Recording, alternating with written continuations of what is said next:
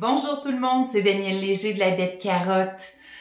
On a hâte de voir nos plants dans le potager, soit les plants qu'on a partis nous-mêmes en semis ou encore ceux qu'on a achetés en pépinière. Ben oui, les œillets d'Inde, les tagettes, j'en ai jamais assez. C'est bien moi ça. Mais ces petits bébés-là, ils sont pas prêts à affronter les aléas de la nature extérieure. Ils ont grandi dans Watt, dans une température contrôlée. On leur donnait de l'eau, de l'engrais quand ils en avaient besoin. On les sortira pas dehors comme ça. Moses sont bien trop beaux, puis on est tellement fiers de les avoir bien réussis. Mais maintenant, comme bons parents, avec leurs enfants, on doit les aider à affronter les durs aléas de la vie extérieure. Les rendre tough, comme ils disent en anglais. Ils sont actuellement pas assez forts pour affronter les forces de la nature qu'on retrouve. Donc le vent, la grêle, la pluie, les chauds et forts rayons du soleil. On va regarder ensemble les étapes à suivre pour que la transition se fasse le mieux possible et avoir des beaux plants bien acclimatés au jardin. On le sait, nos petits semis sont fragiles. Puis déjà, quand on les change de pot, si vous avez fait des semis cette année, vous avez pu voir parfois, il y a des feuilles qui jaunissent en bas, ils deviennent un petit peu mous. Donc, juste à jouer dans les racines, puis à les faire subir un choc, puis ils en arrachent déjà un petit peu. Donc, imaginez les mettre dehors, là, avec tout ce qui se passe, ils vont en arracher pas mal. Donc, je vais vous présenter les étapes que je suis. La première chose, moi, c'est dans la maison que je commence à les renforcer au niveau des différentes variables qu'ils vont rencontrer dehors. La première étape, ma première variable, c'est celle liée à la température. On a dit pour les faire germer, tout ça, on les garde à 21-22 degrés de jour. Après ça, on baisse un petit peu la température, surtout la nuit. Mais là, moi, de jour et nuit, je les mets quand même un petit peu plus frais. C'est en bas dans le sous-sol, puis je suis capable d'avoir une température autour de 17 degrés, là, avec la chaleur résiduelle de la maison, pour mes petits plants. Si vous avez une serre froide à l'extérieur, c'est aussi une très bonne idée, quand il fait beau, quand il fait assez chaud le jour, de les sortir, puis une toile là, de plastique limite aussi les rayons UV, donc les mettre quand même à la mi-ombre là, pour pas qu'ils brûlent, mais c'est un début d'acclimatation pour nos plants qui est quand même bien. Donc, première chose, la température.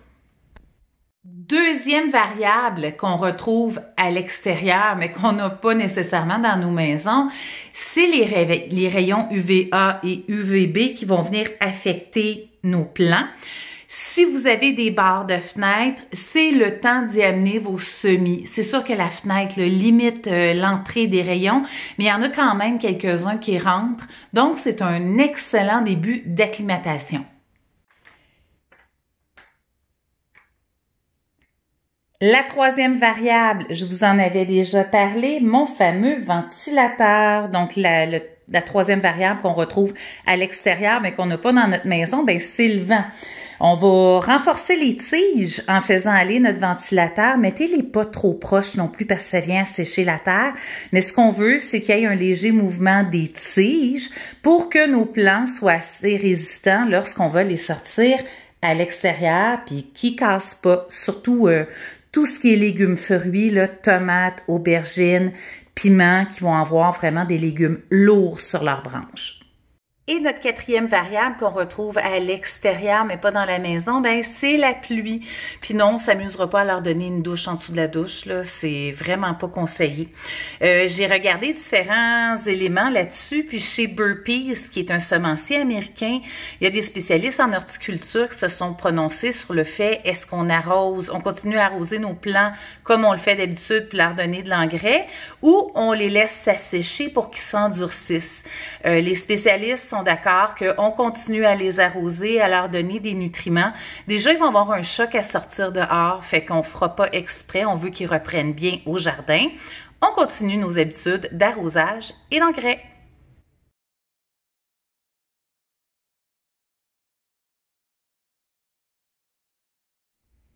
La deuxième étape, dans le fond, c'est la sortie à l'extérieur pour l'acclimatation, donc rendre nos légumes résistants pour pouvoir affronter les dangers extérieurs. Je vous suggère fortement, fiez-vous pas seulement à un site météo.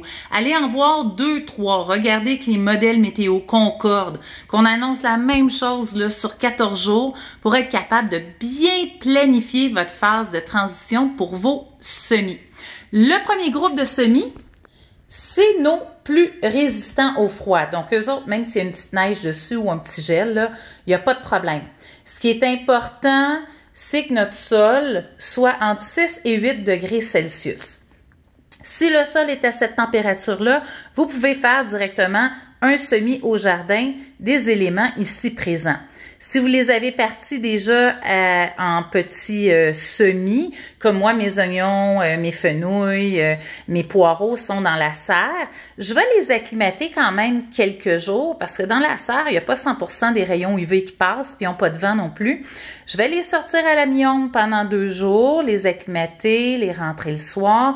Et 2 autres journées, je vais les mettre vraiment à l'extérieur un petit peu plus de soleil ou les laisser mi-ombre si je les plante à la mi-ombre avec du vent. Puis là, je vais les laisser la nuit.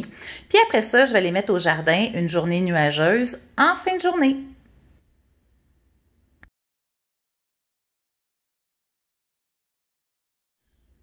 Mon deuxième groupe de légumes, eux autres, ben s'ils gèlent, il faut que je les couvre. Oui, ils résistent, mais ils résistent pas autant que le premier groupe. Pour pouvoir les semer ou les replanter au jardin, il faut que mon sol soit entre 10 et 12 degrés Celsius.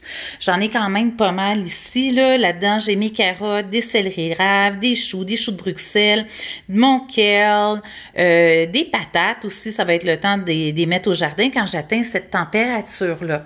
La même chose que pour le premier groupe, mais il faut vraiment pas qu'il y ait de gel ou qu'on soit pas trop proche du gel. Je vais les acclimater à la mi-ombre. C'est des légumes de mi-ombre, puis que je les laisse jour et nuit, ils vont être prêts à mettre au jardin. C'est des légumes de soleil, je rajoute une couple de journées d'acclimatation au soleil et par la suite, je les mets au jardin, une journée nuageuse en fin de journée.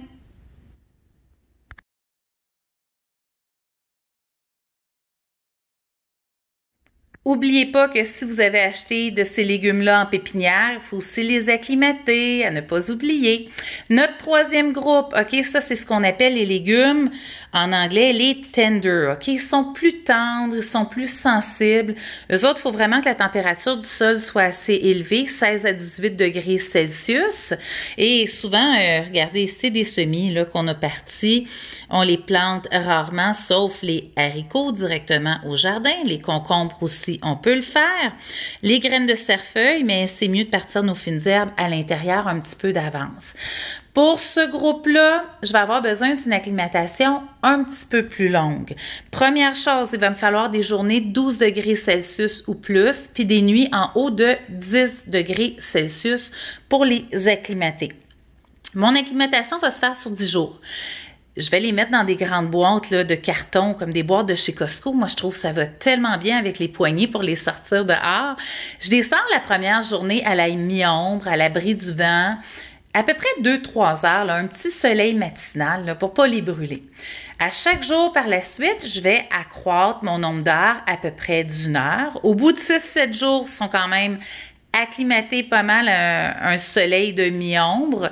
Je vais les mettre plus au soleil, c'est des légumes de soleil. C'est des légumes de mi-ombre. Après 7 jours, là, vous allez être prêt à les planter au jardin. Donc, pour mes légumes de soleil, je continue encore quelques jours. Je vais les mettre en plein soleil du matin. Après ça, oups, ils vont affronter le soleil du midi. Puis ensuite, je les laisse toute la journée, puis voire même la nuit. Si les nuits sont assez chaudes, là, autour de 12-13 degrés Celsius, je les laisse dehors aussi. C'est ce qu'il faut dans mon calendrier de météo là, que j'ai regardé. Puis, je vais les planter au jardin par la suite. Une journée nuageuse en fin de journée.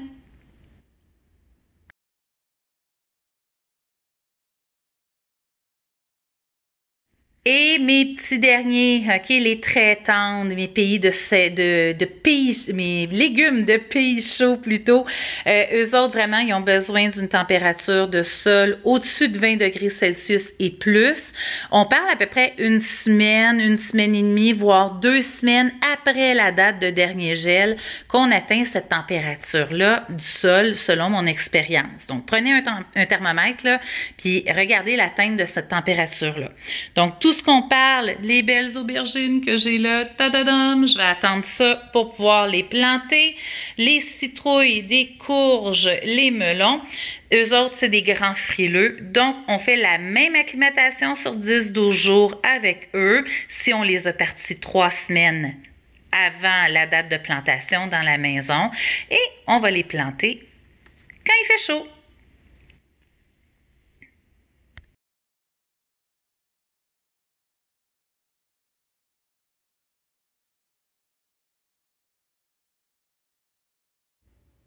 N'oubliez pas, quand vous allez faire aussi l'acclimatation à l'extérieur, vos petits plants vont être déshydratés, hein? L'eau s'évapore à l'extérieur, ils vont avoir du vent.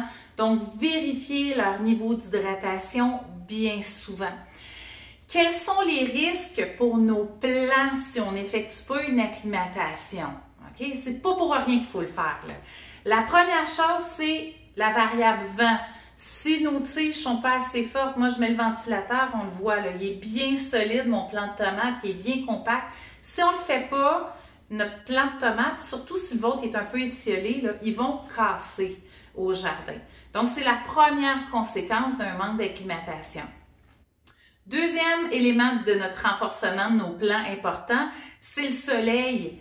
Ça, c'est comme moi avec ma peau de carotte, là, ma baie de carotte. Si je m'en vais au soleil sans protection, je brûle. Notre petit plant, s'il n'est pas habitué aux rayons UVA, UVB, il va faire la même chose. Vos feuilles vont brûler, ils vont dessécher, puis ils vont tomber.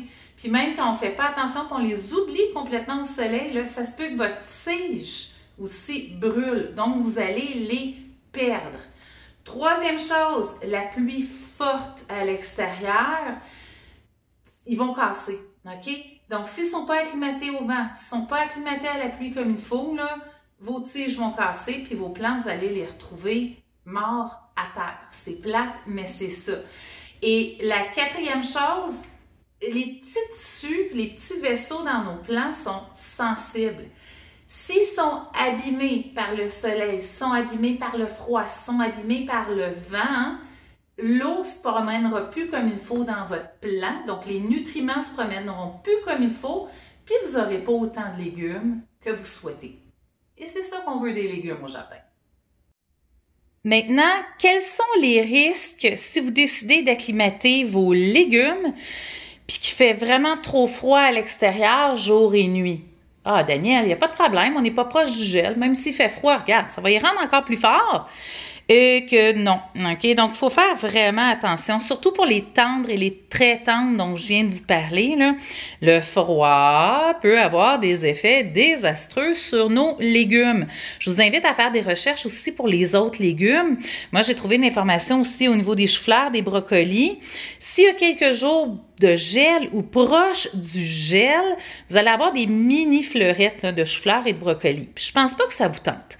Pour les tomates et les poivrons, un excellent article là, du ministère de l'Agriculture, de l'Alimentation et des Affaires rurales de l'Ontario. Au niveau de nos tomates, si le sol est en bas de 10 degrés Celsius pendant la floraison, donc vous avez vos plants de tomates qui sont bien avancés, commencent à faire des petites fleurs, vous les mettez dans le sol, puis il est trop froid, qu'est-ce que ça va faire? Je vous invite à regarder le phénomène de face de chat comme ça fait des belles tomates. Je ne penserais pas que ça vous tente. Oui, vous allez avoir des tomates, mais peu nombreuses parce que ça va venir affecter la floraison, puis ça va venir affecter aussi les fruits. La même chose pour les poivrons. 3-4 jours de température fraîche, les poivrons, ça aime la chaleur, OK? Le plant va plisser, il va devenir rabougri, puis les fruits vont être aussi tout rabougris ou encore, ça se pollinisera pas. Donc, je ne penserais pas que ça vous tente. On exerce notre patience. Dans le fond, à vouloir aller trop vite, on cause plus de tort que de bénéfices à nos bébés, OK? On veut leur bien. Puis nous autres, qu'est-ce qu'on veut quand ceux-là vont être au jardin? C'est d'avoir des légumes et des plants productifs, OK? Puis pas de les voir nécessairement au jardin vite, là, OK? Donc, soyons patients. J'espère que vous avez apprécié cette capsule de la baie de carotte et on attend avant de les mettre au jardin. Bonne fin de journée tout le monde!